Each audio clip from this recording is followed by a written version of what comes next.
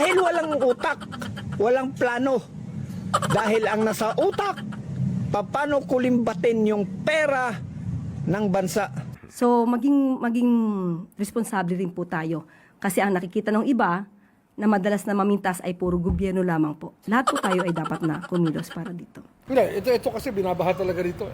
And many people have died in the floods here. Wala ngang issue sa flood control noon kay dating Pangulong Rodrigo Roa Duterte. Nagpadagdag nga ako ng pumping para mapabilis pa lalo. Kailangan talagang ibuga What's up mga kababayan, page trending here. Dito sa video natin ngayon ay ating panoorin itong mga nagbabagang balita. Pakitang tao na naman mga kababayan itong mga asu-asuhan ni Bangag di Umano sa pagkilos ngayong bumabagyo. Na para bang may agenda na naman sila, no? Napabanguhin ang kanilang pangalan habang ang taong bayan ay kawawa sa kanilang sinapit. Pero bagong lahat, huwag niyo po sana nakalimutan mag-like at subscribe para updated ka sa mga uploads ko araw-araw. At dagdag pang balita rito mga kababayan, itong si Impactang Claire Castro ay may pasabit na huwag daw masyadong isisi sa gobyerno. Kundi tayo mismong mga simpleng mamayan ay may obligasyon upang maiwasan itong pagbaha. Naku naman po. Kung kaya naman hindi ko na patatagalin pa, ito na ang buong video. Sa kaliwat kanan ng baha sa ating bansa, hindi na kayang gawa ng paraan ng ating Pangulo at ng kanyang administrasyon kung paano nila sasagutin, paano nila pasinungalingan yung mga nangyayari, lalong-lalo na yung mga pagbabaha. Kaya ang sabi niya, ganito na talaga ang buhay natin, kahit ano pa ang gagawin natin. Tapos na ang usapan. Dahil walang utak, walang plano. Dahil ang nasa utak, paano kulimbatin yung pera ng bansa, hindi kung paano umasinso yung bansa. Lahat po tayo, lahat ng mga kababayan natin, meron po kayong obligasyon. Kita ng iba na madalas na mamintas ay puro gobyerno lamang. Lahat po tayo, lahat ng mga kababayan natin, meron po kayong obligasyon para maiwasan po natin yung ganitong klase ng pagbaha. So sabi nga may kasabihan tayo, basurang itinapon mo, babalik din sa'yo. So sa mga kababayan natin, kasi ang dali pong manita or mag point finger sa gobyerno. Ang pamahalaan naman po ay talagang ginagawa ang lahat. Pero sana lahat po tayo, lahat ng mga kababayan natin, meron po kayong obligasyon para maiwasan po natin yung ganitong klase ng pagbaha.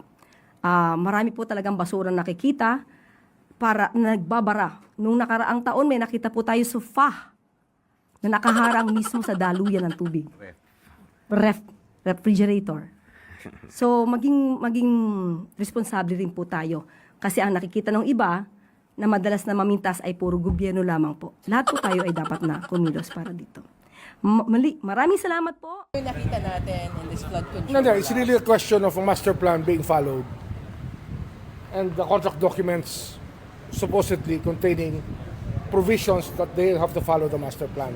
So we have to go study the contract documents first. Apo. Sir, ano pong instructions niyo po ngayon? Yeah, we have to study the contract documents first and foremost. Then we will look at the satellite readings of this place, so we know how the master plan was meant to be executed. Dapat makita natin. Sir, how important po na maayos yung mga flood control programs here in Cebu? Hindi, ito kasi binabaha talaga dito. And many people have died in the floods here. And this is all a combination of local government and DPWH and people not following the laws of the Republic of the Philippines. It's marami yan. Barangays, mayors, congressmen, DPWH, we have to know. We have to find out more. May mananagot at mananagot, sir. Somebody has to answer for this. Yung nakita natin. Sek, dito hanggang dibdib dati. Oo. Kagabi hanggang tuhod deep na lang tayo. Of course, always. I'll show you something This is E. Rodriguez G. Araneta. So ito, mobile pump lang yan, dalawa. So, magagakas yan. Wagang ba sa E. Rodriguez at sa G. Araneta. And dalawa lang yung ginawa natin dyan. Ay, tatlo. we dredged na ginagawa na natin. Nag-HDPE tayo, na gagawin na natin, may pondo na tayo for 27. And then, yun lang, mobile pump lang. Hindi nagbabaha. So, it's possible eh.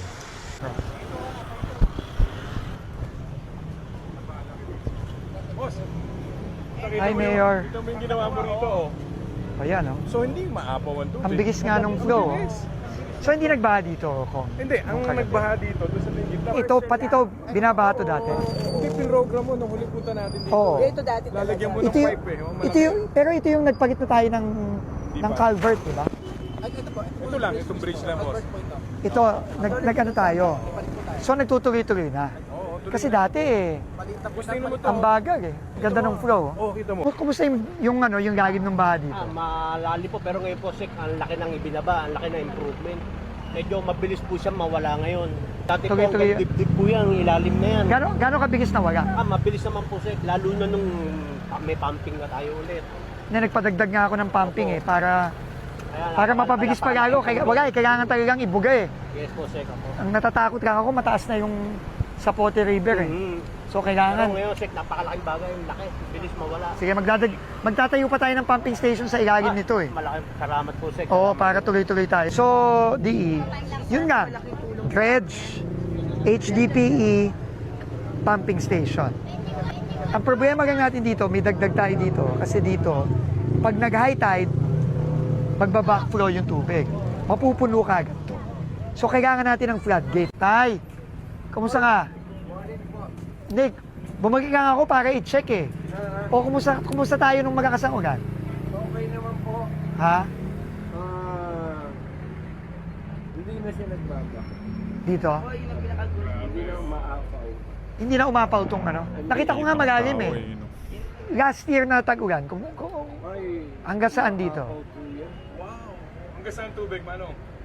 Maano dito? Dito, hanggang dito sa tindahan? Itong nakaraan na tuloy-tuloy. Pagkagawa ngayon, Kahapon, Manong, ang tubig. Umapaw ba? So hindi ka inabot? Hindi ka inabot? Hindi, basta tuloy-tuloy lang kami ni Kong tsaka ni Mayor. tubig, tuloy-tuloy. Yun ang importante yung bumababa eh. Ito yung baha kagabi, di ba? Po tayo ay May timeline kaya tayo, sir, sorry. Alam kong madami po yung projects natin, pero may timeline kaya tayo. Masasabi natin na hindi na ganong kalala yung maranasan all over the country. magsabi ng ganyan. No? Hindi yan madaling sabihin kung kailan natin masosolve yung baha sa buong Pilipinas. No? We will have to go project per project, LGU per LGU, province per province. That is what we have to do. And there is no overnight solution here. Dekada na tong problemang to na hindi maayos yung paggagawa ng mga proyektong to. So, this will take time. Pero kailangan nga tuloy-tuloy at consistent tayo. Thank you. Kanina po sa briefing ng NDRRMC, nag-utos po ang Pangulo natin na tuloy-tuloy lang po yung ating mga ginagawang intervention sa mga area na tinamaan talaga nitong bagyo from Northern Luzon, kasama na ang Cordillera, hanggang sa Southern Luzon, lalo na sa Cavite. No?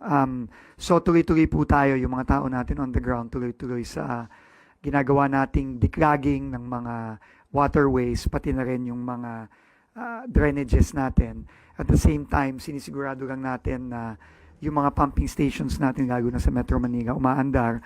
At kung merong mga pumalya o magkaroon ng problema, kagaya nung nangyari sa may tumana sa Marikina nung Sabado ng gabi, immediately nakadeploy po ang MMDA pati na rin ang DPWH ng mga mobile pumping stations para siguruhin na mahigop ang tubig na nasa mga kalye para palabas sa mga waterways natin. So, tuloy-tuloy lang po tayo ngayon, mag-iikot pa rin tayo kasama ng mga iba't ibang kawani ng DPWH para masigurado na tuloy-tuloy ang bumaba ang mga tubig baha sa maraming lugar from north to southern Luzon. Siguro mag-report lang ng konti on the Ay, wala na to, no? Sorry, pasensya na po. May presentation Okay, yata okay. si... No, very quick lang. So, nasabi nga, na-report kanina, alam nyo naman, simula nung simula nitong late last year hanggang ngayon, marami tayong mga sinimulan na mga intervention sa iba't ibang areas sa Metro Manila at sa iba pang mga lugar, kasama na yung Oplan Kontrabaha na ginaunch ng ating Pangulo. And dahan-dahan nakikita natin yung mga magagandang resulta nito. No? Pero sabi nga ng Pangulo kanina, hindi nagtatapos dito to. No? Tuloy-tuloy yung interventions natin at kailangan talaga maisaayos na yung taon at dekadang ng mga hindi maayos na pagsasagawa ng mga flood mitigation interventions. No? So, 5 bagay lang ang paulit-ulit natin ginagawa sa lahat ng lugar. Number 1, yung dredging natin at cleaning ng waterways. Number 2, kagaya ng ginawa natin sa G. Araneta, yung pagpapalaki natin ng mga drainage pipes, dinodoble, tinitriple natin yan at makabago ng mga pipes ang ginagamit natin, yung tinatawag nga nilang HDPE, kung saan tatagal at mas mabilis ang agos ng tubig. Kagaya nitong sa G. Araneta, no, nakikita natin na kapansin-pansin yung hindi masyadong pagtaas ng tubig at yung mabilis na paghupa ng tubig. No, ikatlo, yung ating mga ito din, no, sa Santa Isabel sa may Taft Avenue. Ikatlo, yung ating mga pumping stations. Alam naman natin, matagal nang rinireklamo, lalo na ng mga mayors natin sa Metro Manila, yung maraming mga pumping station na hindi gumagana. Pero ngayon, as much as possible, pinapagana natin lahat. At kung merong mga hindi gumagana o pumapalya, naglalagay tayo ng mga mobile pumps, kagaya ng ginawa natin sa Marikina at sa Las Piñas nitong weekend.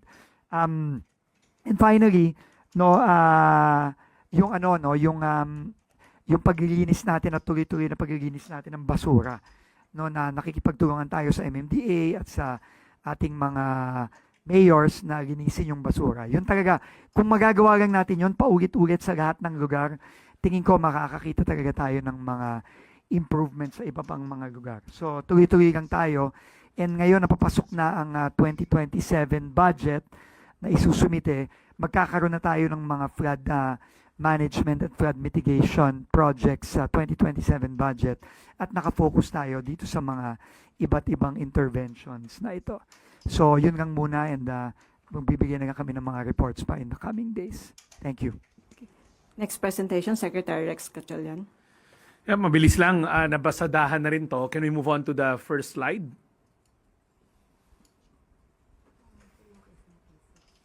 Well, next slide. So as mentioned, ito yung mga top line data natin. We have around 2,070 barangays affected. Total numbers of affected families nationwide is at around 384,527. Ang open na evacuation center as of 6 a.m. this morning is at around 624, of which ang laman niyan nasa loob ng evacuation center, 16,135 families. We have around 11,363 families outside evacuation centers. Partial na data on damaged homes. We have 367 damaged houses. 27 of them are totally damaged. 340 are partially damaged. Now, the next slide will show you yung nabanggit na ni Yusek Claire. To date, we've released 54,370 family food packs. We expect that number to go up kasi right now we're processing more requests from local government units who are asking for augmentation.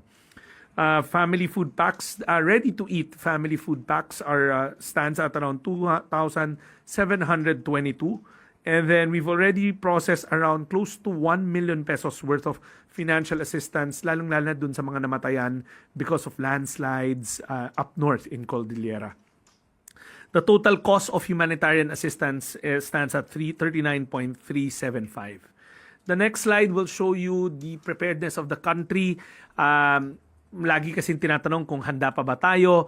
Right now, the national stockpile of family food packs spread across 1,000 warehouses stands at 4.980,095 family food packs nationwide.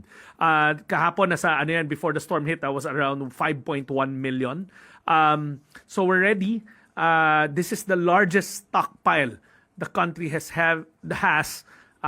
since we started doing this system. If you can check last year, hindi ganyan kalaki yan. We keep on growing it. Alinsunod na rin sa utos ng ating Pangulo to make sure that we've pre-positioned before typhoon, earthquakes, volcano, or any type of disaster happens. Total number of non-food items, 245,474. Yan na naka-standby nationwide. Sec, you reported to us earlier yung ilang streets po sa Metro Manila na dati ay lubang binabaha pero ngayon po ay mas mabilis na yung paghupa ng baha. How about sir sa provinces natin or countryside? May mga ganito rin bang developments? Like yung Maharlika Highway natin na kaka-undergo lang ng rehabilitation. Doon sa mga areas na inaayos na natin, merong mga improvements. Pero syempre, technically, kakaumpisa pa lang natin dito eh. No? I mean, we started maybe 6-7 months ago dito sa mga interventions natin. Pero dun sa mga inayos natin, nakakakita na tayo ng improvement, which I think is just a testament to what the President wants to happen. Na kailangan ayusin na yung pag-implement ng mga project once and for all. Pero nag-uumpisa pa lang tayo eh. So, importante nga kailangan tuloy-tuloy tayo, huwag tayong titigil. May timeline kaya tayo, sir, sorry. Alam kong madami po yung projects natin, pero may timeline kaya tayo. Masasabi natin na hindi na ganong kalala yung maranasan all over the Ako magsabi ng ganyan. No? Hindi yan madaling sabihin kung kailan natin masosolve yung baha sa buong Pilipinas. No? We will have to go project per project, LGU per LGU, province per province. That is what we have to do. And there is no overnight solution here. Dekada na tong problemang to na hindi maayos yung paggagawa ng mga proyektong to. So, this will take time. Pero kailangan nga tuloy-tuloy at consistent tayo. Thank you. Sunod na tanong mula kay Jervis Manahan, ABS-CBN.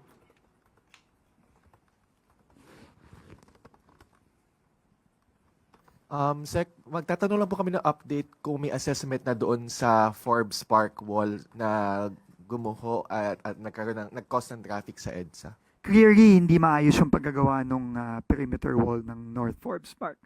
Ngayon, ang kailangan nating malaman, since matagal na yan, tingin ko medyo dekada na rin yung binibigang ng mga pader na yan, we have to find out muna, sino ba ang gumawa? Sino ba ang nagpagawa nito? No? So, that's the first step. No? In fact, nagpapatulong na rin tayo sa MMDA kasi matagal na rin nilang pinopoint out ito. No? Pero kailangan malaman natin sinong gumawa, and then we will exact accountability. Kasi hindi biro yung nangyari nung gabi ng Webes.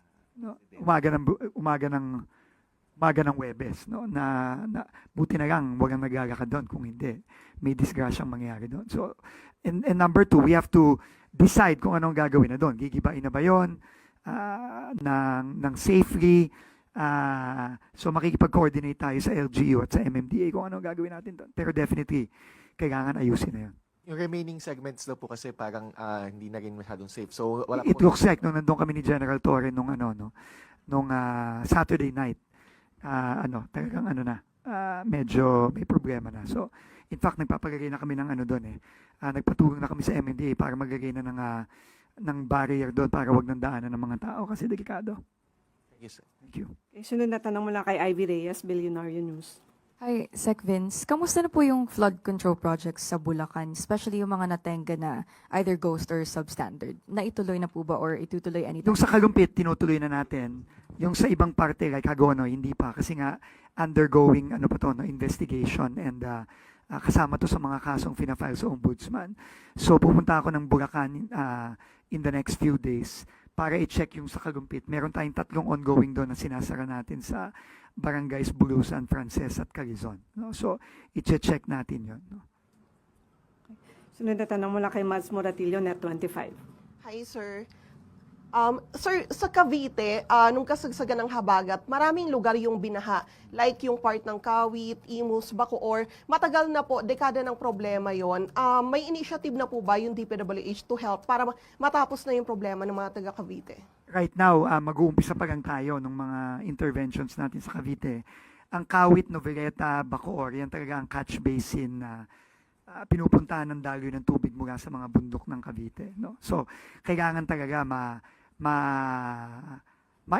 makapag-intervene na tayo dyan. Pero sa ngayon, kailangan mag-uumpisa pa lang tayo. No? Matagal na talagang problema yan. So sir, may talks na ba with the LGU? Meron na. No, meron na. Kanina nga kausap ko lang si Secretary John Vic na matagal ng gobernador dyan. Talagang kailangan nating pigilan ng pagbaba ng tubig o kontrolin ng pagbaba ng tubig galing sa bundok. No, galing sa mga bundok sa Ternate, galing sa mga bundok hanggang sa Tagaytay, no. So kasi diyan talaga lahat ng bagsak ng tubig. Tapos ang problema, coastal pa yan. So both tubig galing sa bundok, tubig galing sa dagat ang kailangan kontrolin natin diyan. So hindi madali ang solusyon talaga diyan. Possible ba sir next year makakasama siya? Hindi. Meron na tayong mga intervention na sisimulan for 2027, pero kailangan talaga masimulan na yung interventions natin sa bundok pa lang mismo.